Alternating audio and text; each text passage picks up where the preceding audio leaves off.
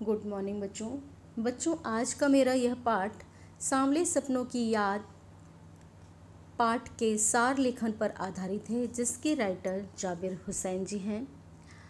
जाबिर हुसैन जी की भाषा प्रवाहमयी है, सरल है तथा कहीं कहीं पर गूढ़ और लंबे वाक्यों का उन्होंने प्रयोग किया है। डायरी शैली में लिखा हुआ यह पाठ संस्मरण विधा पर आधारित है और जून 1987 में सालिम अली प्रसिद्ध पक्षी विज्ञानी की मृत्यु पर जो शोक था उसी को प्रकट करते हुए लेखक ने यह पाठ लिखा है।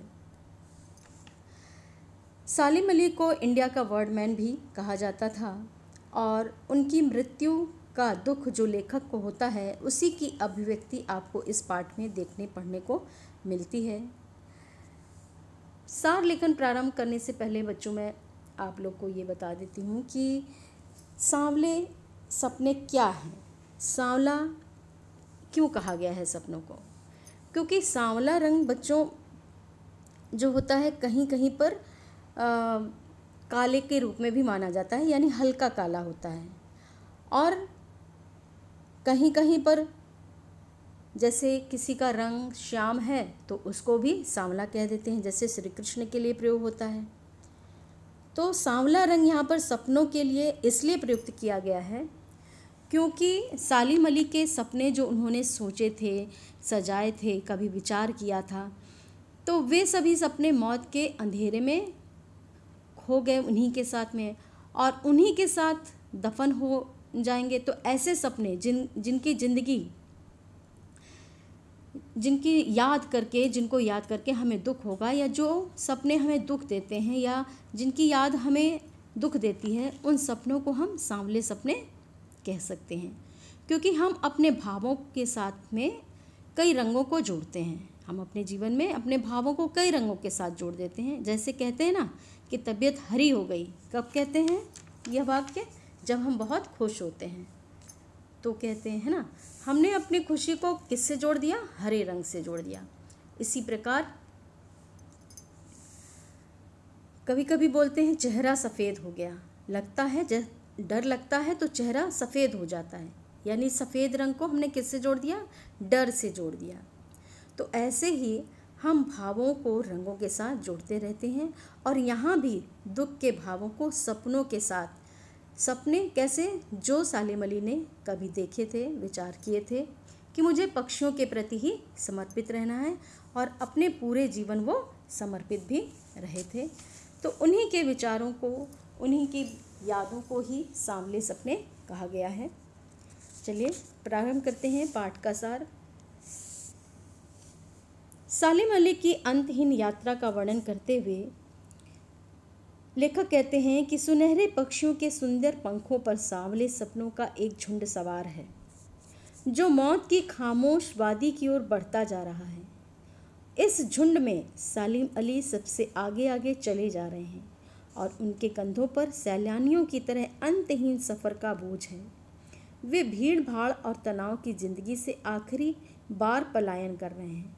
वे वापस लौटने वाले नहीं हैं, वे मौत की गोद में जा बसे हैं। उस पक्षी के समान हैं वे, जो किसी के शरीर की गर्मी और दिल की धड़कन पाने के बाद भी अपने सपनों के मधुर गीत दोबारा नहीं सुना सकता।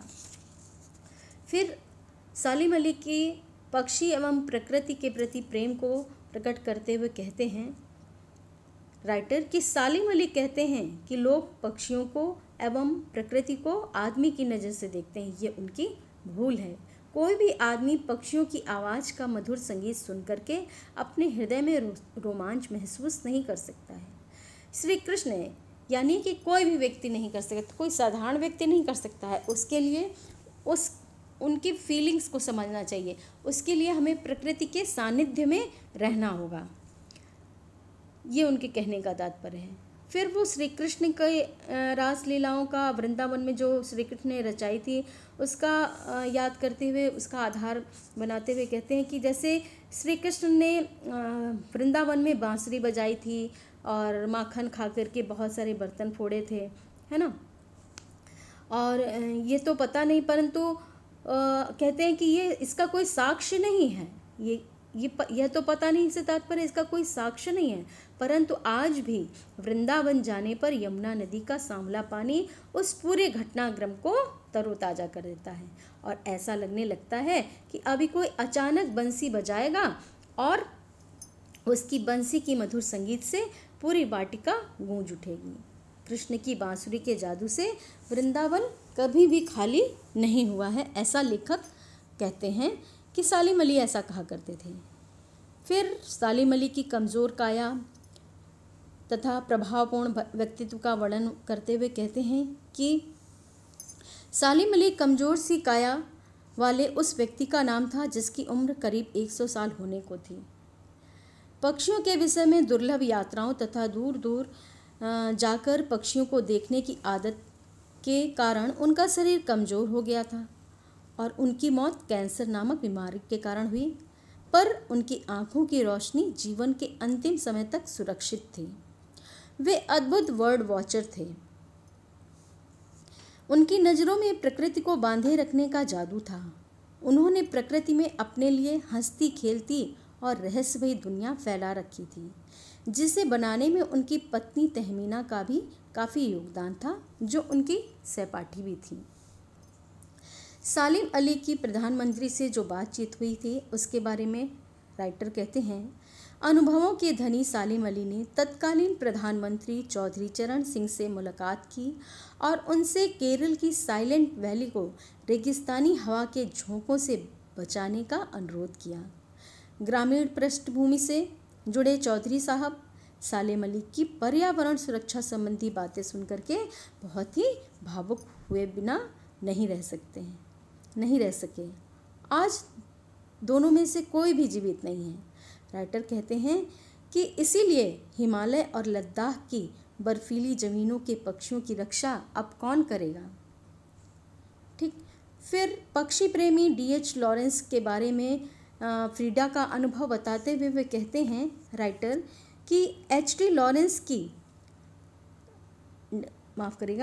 लॉरेंस की मृत्यु के बाद लोगों ने उनकी पत्नी फ्रीडा लॉरेंस से अपने पति के विषय में लिखने को कहा, तो फ्रीडा ने बताया कि लॉरेंस इतना खुला और सीधा सरल आदमी था कि उसके विषय में मुझसे ज़्यादा तो मेरी छत पर बैठने वाली गौरैया जानती है। भले ही लॉरेंस मेरी रगों और हड्डियों में समाया हो, पर उसके विषय में कुछ बताना मेरे लिए कठिन है। फिर सालिम अली के नैसर्गिक ज़िंदगी का वर्णन करते हुए कहते हैं कि सालिम अली नैसर्गिक ज़िंदगी का प्रतिरूप थे। बचपन में सालिम अली की एयरगन से घायल होकर के एक गौरैया जो कि नीले कंठ वाली थी गिर जाती है और उन्हें जीवन भर जिंदगी की नई ऊंचाइयों की ओर ले जाती रही।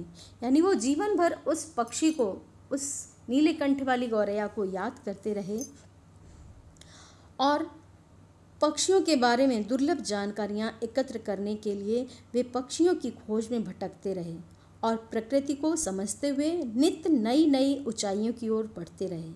वे भी लॉरेंस की ही जिंदगी का प्रतिरूप बन गए थे। यानी वे लॉरेंस की तरह, सालिम अली लॉरेंस की ही तरह उन्हीं की समान प्रकृति से प्रेम करने लगे थे।